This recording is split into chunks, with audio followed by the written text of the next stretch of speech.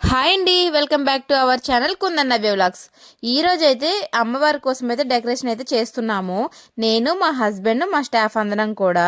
రేపు మార్నింగే అమ్మవారి పూజ చేయాలి కాబట్టి అప్పటికప్పుడు వంటలు పనులు అన్నీ అవ్వవు కాబట్టి ముందు రోజే మేము అందరం డెకరేషన్ అయితే చేసుకున్నాము. మా స్టాఫ్ అయితే చాలా బాగా హెల్ప్ చేశారు. నేనైతే డెకరేషన్ సామాన్లు అన్నీ ఎక్కడెక్కడ ఉన్నాయి అన్నీ వెతికి పెట్టి అయితే ఇక్కడికైతే తెచ్చేసాను. వీళ్ళైతే 1 by 1 అయితే మా హస్బెండ్ కి అందిస్తున్నారు. మ్యారేజ్ అయిన తర్వాత ఇది 2వ వరలక్ష్మి వ్రతం. అమ్మవారి కోసం అయితే కొత్త చీర అయితే తీసుకున్నాము. మెహందీ కలర్ అంటే పింక్ కలర్. అమ్మవారికి కట్టిన తర్వాత శారీ ఎలా వస్తుందో చూడాలి. ఇక్కడైతే మా హస్బెండ్ అయితే శారీ ప్రీప్లేటింగ్ చేస్తున్నారు. ఈ వరలక్ష్మి వ్రతం సందర్భంగా అమ్మవారిని అందంగా సిద్ధం చేయడం దగ్గర నుంచి పూజకు కావలసిన ప్రతి ఏర్పాటును మా హస్బెండ్ ఎంతో భక్తి శ్రద్ధలతో చూసుకున్నారు.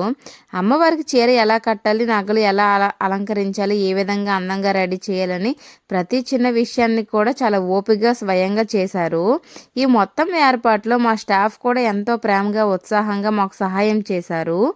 అమ్మవారిని అలంకరించడం దగ్గర నుంచి ప్రతి పనిలోనూ మా స్టాఫ్ అందరూ కుటుంబ సభ్యుల్లా తోడుగా నిలిచారు. నిజంగా చెప్పాలంటే మనతో కలిసి పనిచేసే వాళ్ళు ఇలాంటి మంచి కార్యక్రమాల్లో కూడా ఇంత మనస్ఫూర్తిగా సహాయం చేయడం చాలా ఆనందంగా అనిపించింది. అమ్మవారి ఫైనల్ లుక్ అయితే చూసేయండి, ఎంత బాగా వచ్చింది కదా. అసలు చాలా అంటే చాలా బాగా వచ్చింది. నేను అస్సలు ఊహించలేదు ఇంత బాగా వస్తుందని.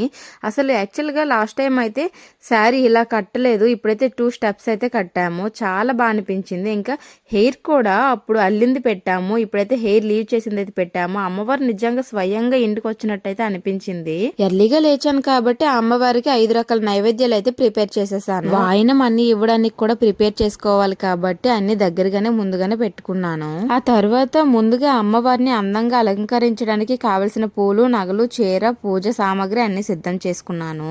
తర్వాత అమ్మవారికి ముందుగా చీర కట్టి అందంగా నగలు అలంకరించి పూలతో మరింత అందంగా తీర్చిదిద్దాము.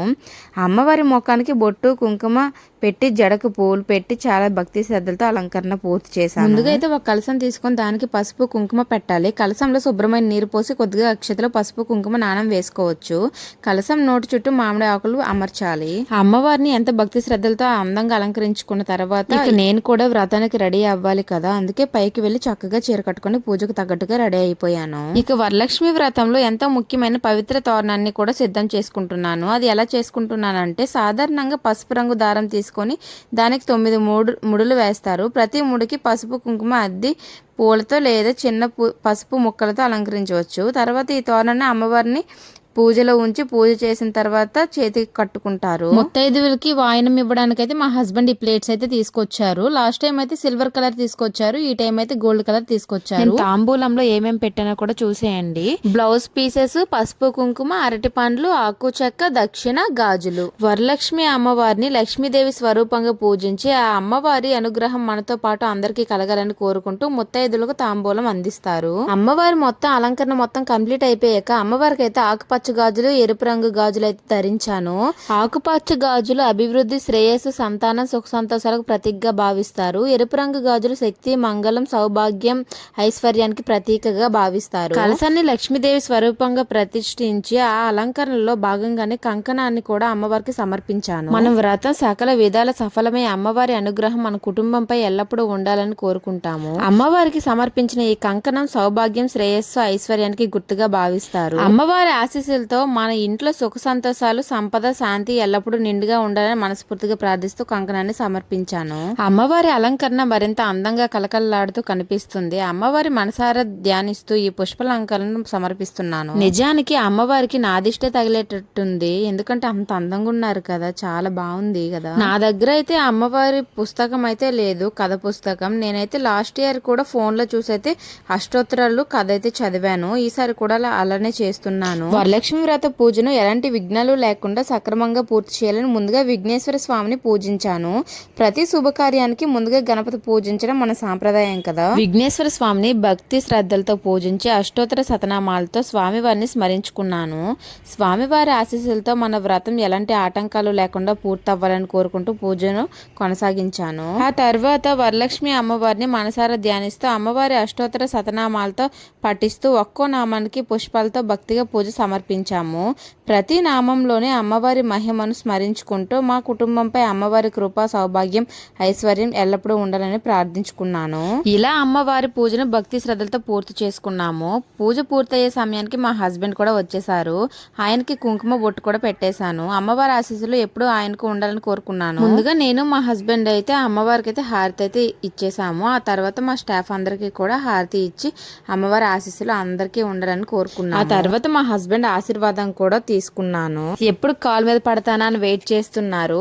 ఇంతలోగా అయితే మా ముత్తైదువులు కూడా వచ్చేసారు. అందరూ ఒకేసారి అయితే వచ్చేసారు. వీళ్ళకైతే కాళ్ళకి కడిగేసి పసుపు రాసేసి పారాన్ని కూడా పెట్టేశాను. అసలు ఎందుకు ముత్తైదులకి ఇలా కాలు కడగాలి అంటే వరలక్ష్మి వ్రతంలో తాంబూలం ఇవ్వడానికి ఇచ్చిన ముత్తైదులకు లక్ష్మీదేవి స్వరూపంగా భావించి గౌరవిస్తాము. అందుకే వారికి తాంబూలం ఇచ్చే ముందు కాళ్ళకు పసుపు రాస్తాము. పసుపు మంగళానికి పవిత్రతకు ప్రతీకగా భావిస్తాము. అమ్మవారి ఆశీస్సులతో వారి జీవితాల్లో సౌభాగ్యం, సుఖ సంతోషాలు ఎల్లప్పుడూ ఉండాలని కోరుకుంటూ ఈ విధంగా గౌరవిస్తాము. ఆ తర్వాత అందరం కూడా ఇంట్లోపలికి వచ్చేసి అయితే అమ్మవారికి అయితే హారతి అయితే ఇచ్చేస్తున్నాము. అమ్మవారికి హారతి ఇచ్చి అందరం భక్తితో హారతి తీసుకున్న తర్వాత తాంబూలం స్వీకరించడానికి వచ్చిన ముత్తైదులకు తాంబూలం అందించాము. వారిని అమ్మవారి స్వరూపంగా భావించి పసుపు కుంకుమలతో గౌరవించి తాంబూలాన్ని సమర్పించాము. ఆ తర్వాత అందరికి అక్షంతలు ఇచ్చి అమ్మవారికి అయితే నమస్కరించుకోమని చెప్పాను. ఆ తర్వాత వాళ్ళకి మళ్ళీ అక్షంతలు ఇచ్చేసి నేనైతే ఆశీర్వాదం అయితే ప్రతి ఒక్కరి దగ్గర అయితే తీసుకున్నాను. చాలా హ్యాపీగా మంచిగా జరిగిపోయిందండి. ఎలా జరుగుతుంది ఏంటో అనేది భయం వేసింది. చాలా చక్కగా అయితే జరిగింది. నాకైతే చాలా బాగా అనిపించింది. వీళ్ళందరూ అయితే నెక్స్ట్ ఇయర్ కల్లా ఇంకా పాప బాబు అయితే అయిపోవాలని చెప్పి అయితే నాకు ఆశీర్వదిస్తున్నారు. అందుకే వాళ్ళందరూ అక్కడ నవ్వుతూ ఉన్నారనమాట. చాలా చక్కగా జరిగిపోయింది. అన్ని పనులు ఎలా చేస్తానో ఏంటో అనేది నాకైతే ముందుగా భయం వేసింది. ఒక పక్క డెకరేషన్ చేయాలి, ఒక పక్క వంటలు చేయాలి అని. ఆ తర్వాత మా అమ్మగారు కూడా వచ్చారు. మా అమ్మగారు అయితే మేమైతే మా చిన్నప్పటి నుంచి కూడా సంతోషిమాత టెంపుల్కి అయితే వస్తూ ఉంటామన్నమాట. ఇప్పుడు నాకు ఈ ఊరు ఇచ్చారు కాబట్టి మా ఇంటికి అయితే వచ్చింది మా అమ్మకు కూడా పలదానం కూడా ఇచ్చాను. మా అమ్మ కూడా ఇలా రావడంతో నాకు చాలా సంతోషం అనిపించింది. మా అమ్మ ఆశీర్వాదం కూడా తీసుకున్నాను. మా అమ్మ నన్ను చూసి చాలా మురిసిపోతుంది. ఆ తర్వాత నేను మా స్టాఫ్ అందరం కూడా సంతోషిమాత టెంపుల్ కి అయితే వెళ్దామని అయితే అలా వెళ్తూ ఉన్నామన్నమాట. పూజ అయ్యేసరికి 12 అయ్యింది. ఆ తర్వాత నేను మా స్టాఫ్ అందరం కూడా కలిసి సంతోషిమాత టెంపుల్ కి అయితే వచ్చాము. అసలు ఎంత క్రౌడ్ ఉందో చూడండి. అదేంటో కానీ మేము వెళ్ళేసరికి అయితే పర్లేదు, ఇంకా తక్కువ మందే ఉన్నారు. ఆ తర్వాత అమ్మవారి దర్శనం కూడా కంప్లీట్ చేసుకొని ఇక్కడైతే భోజనం తినడానికి అయితే వచ్చాము. ఇక్కడ ఈ అంకుల్ అయితే అమ్మ నాకు కూడా వీడియో తీ, నేను కూడా యూట్యూబ్ ఛానల్లో కనిపించాలి అనేసి అయితే అన్నారు. ఆ తర్వాత అయితే ఇంటికైతే వచ్చేసాము.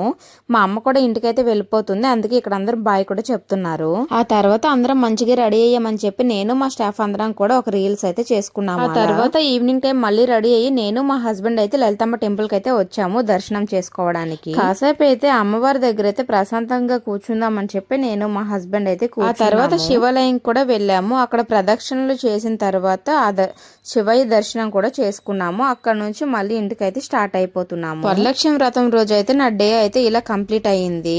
ఫైనల్ గా అయితే సరే కానీ నా అవుట్ఫిట్ ఎలా ఉందో కూడా కామెంట్ సెక్షన్ లో కామెంట్ చేయండి. ఇదేనండి వీడియో. మీకు కనుక ఈ వీడియో నచ్చినట్లయితే లైక్ చేయండి, షేర్ చేయండి, సబ్స్క్రైబ్ అయితే చేసుకోండి. Thank you. Bye bye.